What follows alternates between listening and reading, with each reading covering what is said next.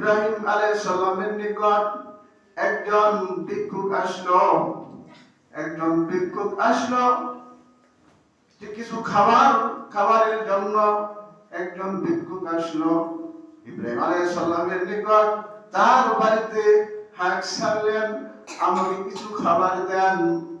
ইব্রাহিম আলাইহিস সালাম বলতেছেন যে তুমি কি খাবে, আমাকে কিছু খাবার দেন, আপনার যাই আছে আমার রিজিকে আপনার ঘরে, আমাকে তাই কিছু খাবার দেন। ইব্রাহিম আলাইহিস সালাম তার ঘরের ভিতর রুটি ছিল, ওই ভিক্ষুককে রুটি দিলেন, বললেন তুমি বিসমিল্লাহ বলে খাওয়া শুরু করো। ওই অগন্তুক ভিক্ষুক বলতেছেন আমি বিসমিল্লাহ বলবো না। যে কেন বিসমিল্লাহ বলবে না? আমি তো আল্লাহ তাআলাকে বিশ্বাস করি না, আমি তো আল্লাহ তাআলাকে এক হিসাবে দাবি দেই না, এজন্য আমি বিসমিল্লাহ বলবো না। ইব্রাহিম আলাইহিস সালাম বললেন তুমি বিসমিল্লাহ বলবে না, তোমার খাবারও দেওয়া হবে না। ইব্রাহিম আলাইহিস সালাম ওই ভিক্ষুকের সম্মুখ থেকে খাবার নিয়ে নিলেন।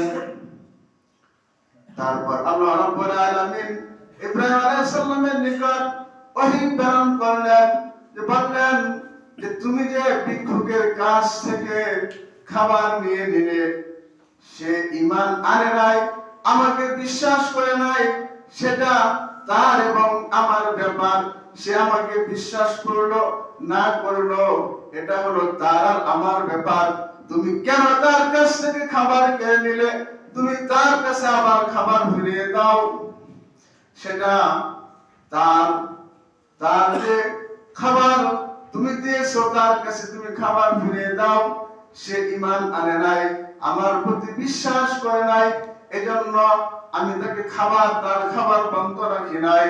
আল্লাহ রাব্বুল আলামিন রহমান রহিম, দুনিয়াতে আল্লাহ রাব্বুল আলামিনের রহমান নামক দয়া, আল্লাহ তাআলার করুণা অজস্র ভাবে দেওয়ার কারণে আল্লাহ রাব্বুল আলামিন আপনাকে খাওয়াইতেছেন, মুসলমানকে খাওয়াইতেছেন, ঈমানদারদেরকে খাওয়াইতেছেন, বেঈমানদেরকে খাবার খাওয়াইতেছেন, ইহুদিদের খাবার খাওয়াইতেছেন, খ্রিস্টানদের খাবার খাওয়াইতেছেন।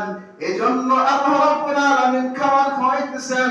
দুনিয়াতে আল্লাহ রাব্বুল আলামিন রহমান নামের দয়া, রহমান নামের করুণা দুনিয়াতে আল্লাহ রাব্বুল আলামিন দিয়েছেন। এজন্য আল্লাহ রাব্বুল আলামিন সবাইকে খাবার খাওয়াইতেছেন। আপনি যে নদীর মাছ খাবেন, বেঈমান সেই নদীর মাছ খাবে।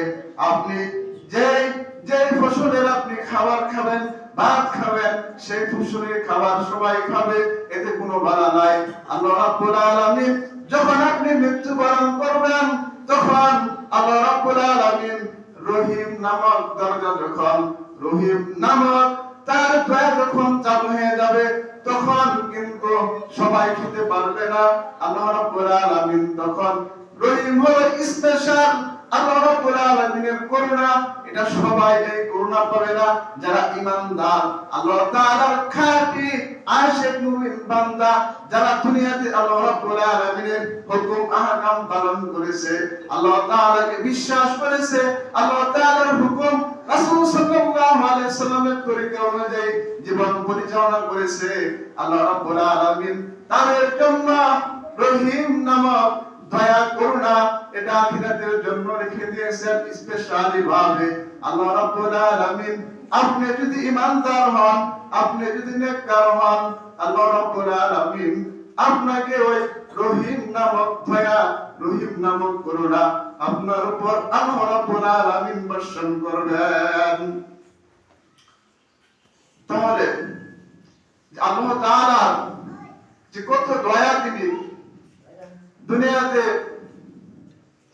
আপনি যেভাবে চলাফেরা করতেছেন, প্রত্যেকটা প্রাণী আল্লাহ রাব্বুল আলামিনের,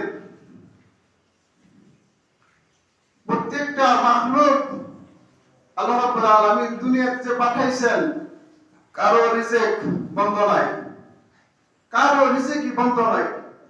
যে কোনো ভাবে হোক আল্লাহ রাব্বুল আলামিন তাদেরকে খাবার খাওয়াইতেছেন।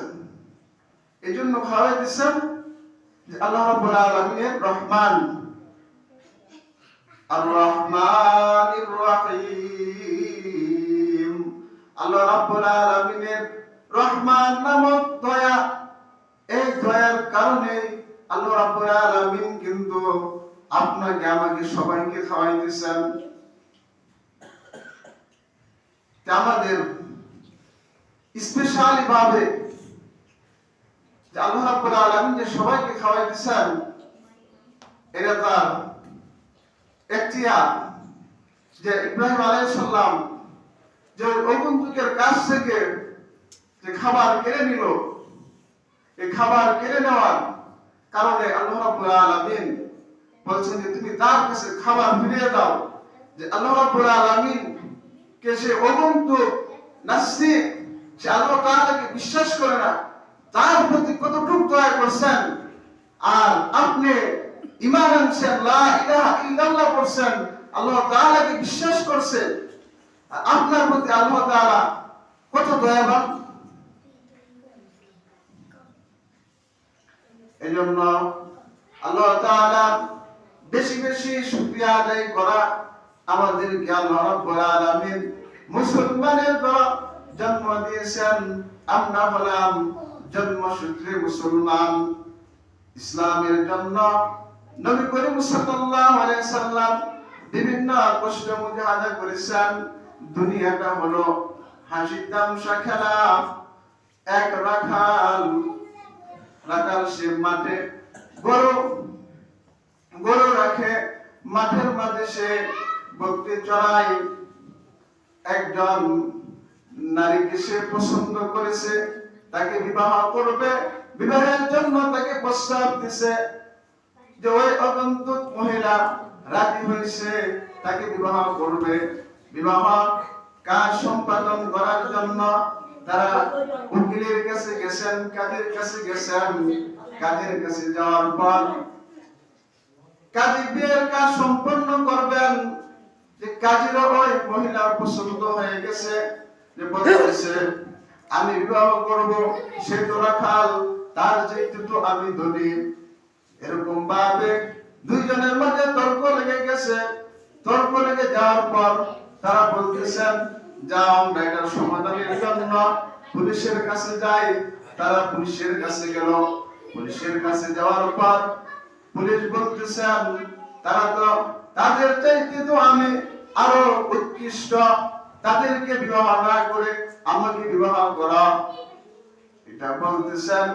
তাদের তিনজনের মাঝে ঝগড়া লেগে গেছে। মহিলা বলতেছে আমি দৌড়াইতে থাকি, যে আমাকে দৌড়তে পারবে তাকে আমি বিবাহ করব। মহিলা দৌড়াইতেছে সম্মুখ দিকে, তারাও দৌড়াইতেছে সম্মুখে একটি গর্ত পেল, গর্তের মাঝে পড়ে গেল। এই দুনিয়াটা হলো হাসি তামাশা খেলা। এই কথা বলার কারণ হলো দুনিয়া হলো বাহ্যিক সৌন্দর্য। আপনি দুনিয়াতে চলাফেরা করতেছেন ধন সম্পদের মায়া। যে গর্ত নামক জিনিসটা হলো কবর। দুনিয়াতে আপনি চলাফেরা করতেছেন, আপনার সম্পদ, আপনার মাল, আপনার সন্তান সন্ততি, এগুলির প্রতি আপনি মায়ায় পড়ে গেছেন। যখন আপনার মৃত্যু নামক ঘন্টা বেজে যাবে, তখন আপনি ওই গর্তের ভিতর পড়ে যাবেন। তখন কিন্তু আপনার ওই গর্ত থেকে ওঠানোর কেউ থাকবে না, এই গর্ত থেকে ওঠানোর কেউ থাকবে না। যখন আপনি মরে যাবেন, তখন একমাত্র আপনার ঈমান আর আমল যাবে, আর কোনো কিছু যাবে না। এজন্য দুনিয়াতে আপনাকে ঈমান এবং আমল নিয়ে পরিপূর্ণভাবে ইসলামের বিধিবিধান অনুযায়ী আপনার জীবন পরিচালনা করে আখিরাতকে কিভাবে পরিপূর্ণ করা যায়, খাঁটি করা যায়। দুনিয়ায় হলো আখিরাতের, আর দুনিয়া সিজনুল মুমিন ওয়া জান্নাতুল কাফির। দুনিয়া হলো মুমিনের জন্য জেলখানা, কাফিরের জন্য বালাখানা। দুনিয়া থেকে আমাদের কামাই করে নিয়ে যাইতে হবে। যে কথা বলার উদ্দেশ্য হলো যে আমরা দুনিয়ার পিছে দৌড়াইতেছি, যে দুনিয়া করতেছি আমরা। আজকে একটা দিন, এই দিন আপনার কাছ থেকে চলে যাবে, এই দিন কিন্তু আর ফিরে পাবো না। একটু আমরা চিন্তা করি না যে আমরা ছোট সময় কিরকম ছিলাম, এখন বড় হয়েছি, এখন আস্তে আস্তে আপনার শরীরের গঠন বিভিন্ন হইতেছে, জীবন কিন্তু থেমে থাকে না, দিন যাইতেছে যাইতেছে। আমরা আজকে আলোচনা করব যে কৃপণতা মালের মহব্বত। আমরা যে মালের মহব্বত করি, কৃপণতা করে, ইহা সম্পর্কে যে কৃপণতা করলে কি হয়, সম্পদ আল্লাহ রাব্বুল আলামিন আপনাকে সম্পদ দিয়েছেন। যে উদাহরণস্বরূপ গল্প করেছি যে এক লোক অনেক সম্পদের মালিক, সে এরকম কৃপণ, সে একটা জামা বানাইছে, বানানোর পর একটা পাঞ্জাবি সাপোজ করেন বানাইছে, বানানোর পরে পাঞ্জাবি গাইতেছে, কিছুদিন পর দেখেন আপনার সম্মুখ দিয়ে পাঞ্জাবি ছিঁড়ে গেছে। তারপর পিছনের অংশ দিয়ে সে একটা রুমাল বানাইছে, রুমাল বানানোর পর সে হাত মুখ পোছে, তারপর এই রুমাল যখন ফাইটে গেছে তখন সেটা দ্বারা টুপি বানাইছে। এরকম মানুষ কিন্তু আছে, অনেক কৃপণ। তো সে কৃপণতার দরুন সে টুপি বানাইলো, এই টুপি বানাইয়া সে নামাজে যাবে, শীতের দিন ধরুন, যে তুমি কি বললো আমার টুপিটা একটু শুকিয়ে দাও। বিবি অরুণে চুলার নিকট নিয়ে গেল টুপি শুকানোর জন্য। ওই টুপি মনে করেন যখন চুলাতে উনুনে শুকানোর জন্য দিল, তখন ওই টুপি আগুনের ভিতর পড়ে গেল। সে ছাই দিয়ে দাঁত ব্রাশ করলো, ব্রাশ করার পর সে বলতেছে যে আমার টাকাটা পানি হয়ে গেল, কুলি করে আর ফলাইয়া দিলাম, পানি হয়ে গেল। এরকম কৃপণ লোক আছে। যে আল্লাহ নবী সাল্লাল্লাহু আলাইহি সাল্লাম হাদিসে পাক ইরশাদ করেন, লা ইয়াদখুলুল জান্নাতা খাব্বু ওয়ালা বাকিরু ওয়ালা মান্নান। লা ইয়াদখুলুল জান্নাতা, জান্নাতে প্রবেশ করবে না বখিল, কৃপণ ব্যক্তি, কৃপণ লোক জান্নাতে প্রবেশ করবে না। ওয়ালা মান্নান, আর ওই ব্যক্তি জান্নাতে প্রবেশ করবে না যে মানুষকে কোনো কিছু দান করার জন্য উৎসর্গিত হয়, অন্যজন তাকে ভাতা প্রদান করে। এরকম ভাবে যারা ধ্যান করবে আল্লাহ রাব্বুল আলামিনকে রাজি খুশি করার জন্য, অনেকেই ভাঙা দেয়, এটা দেওয়া যাবে না। আল্লাহ রাব্বুল আলামিনকে সন্তুষ্টি করার জন্য, রাজি খুশি করার জন্য আপনার যাই যতটুকু সম্পদ আছে, আপনার যতটুকু পরিমাণ দেওয়া, আপনার প্রতি ইনসাফ, আপনার পরিবার ভরণ পোষণ প্রত্যেক সবকিছু চালানোর পর আপনার যতটুকু পরিমাণ সম্ভব ততটুকু পরিমাণ আল্লাহর রাস্তায়, আল্লাহর উপরে আপনার সদকা দিতে হবে, দান করতে হবে। আল্লাহ রাব্বুল আলামিন বলতেছেন, ওয়ানফিকু ফি সাবিলিল্লাহ, তোমরা আল্লাহর রাস্তায় মাল খরচ করো, ফি সাবিলিল্লাহ, আল্লাহর রাস্তায়।